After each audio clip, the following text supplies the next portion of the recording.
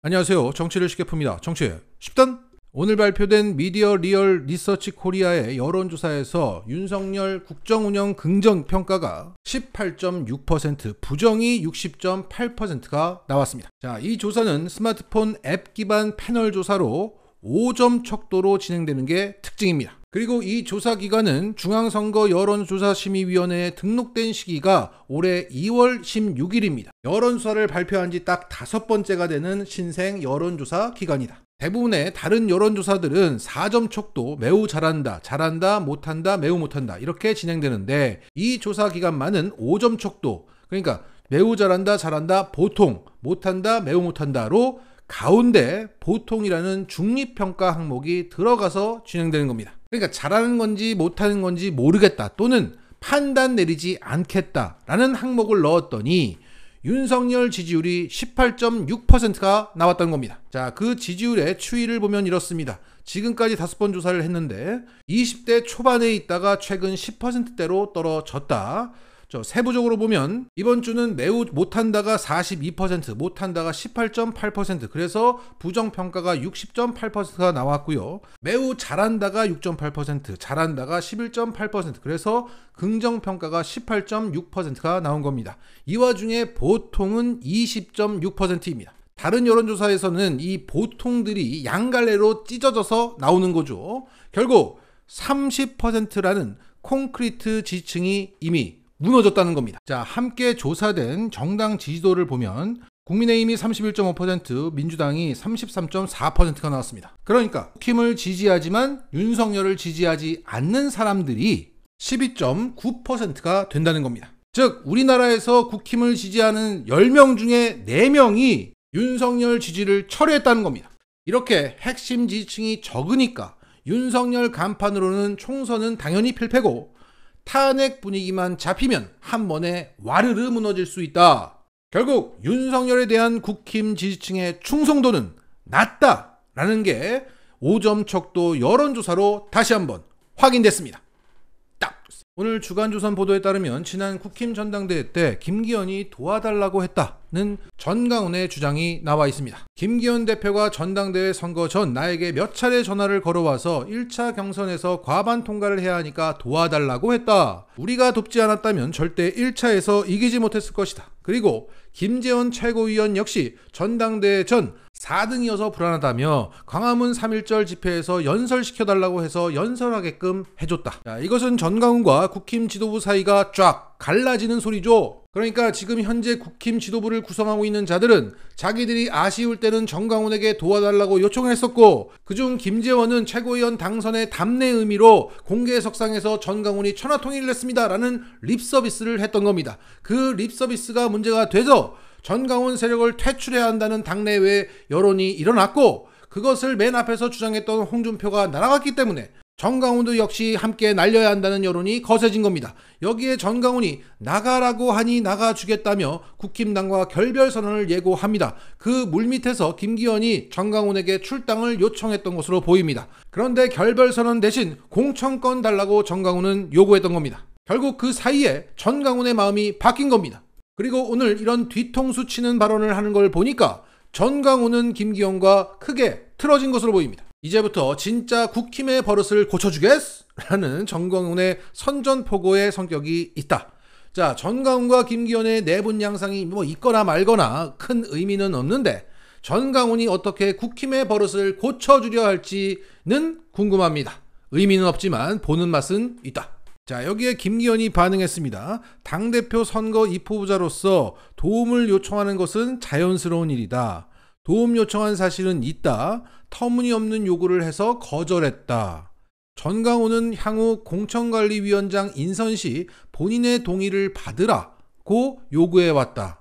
그 후 전 목사가 비우호적인 태도를 보이면서 결국 도와주겠다고 하지 않았던 사실이 있다. 자, 도움을 요청한 건 사실인데 결과적으로 전강훈의 도움을 받지 않았다. 왜? 전강훈이가 도움을 줄 테니 다음 총선에서 공천권을 행사하게 해달라고 요청해왔기 때문이다.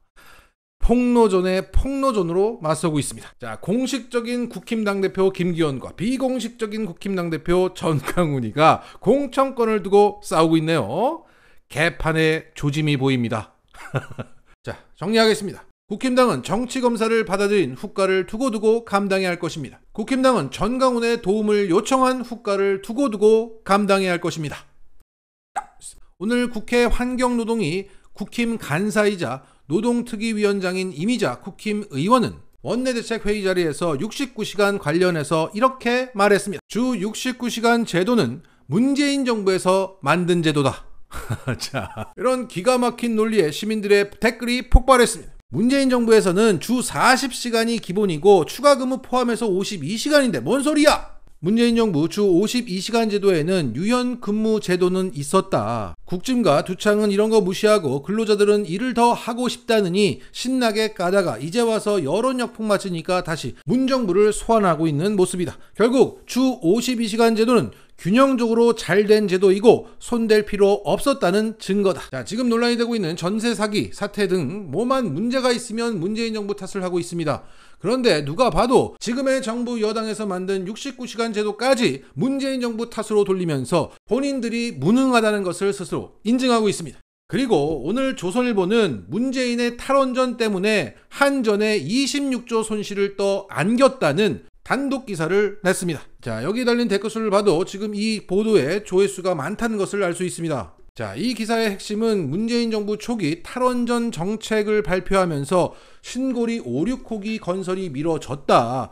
위원회 열어서 토론한다고 쓸데없는 시간만 보냈고 건설 기간도 길어졌다. 그래서 빨리빨리 지었다면 2022년 우크라이나 전쟁 발발로 인한 한전의 손실은 크지 않았을 것이라는 가정법을 사용하면서 곧 있을 전기요금 인상은 문재인 탓이다. 이렇게 마무리하고 있습니다. 그래서 이 기사의 댓글창을 보면 문재양 26조 원 내놔! 문재인 집 전기 끄나!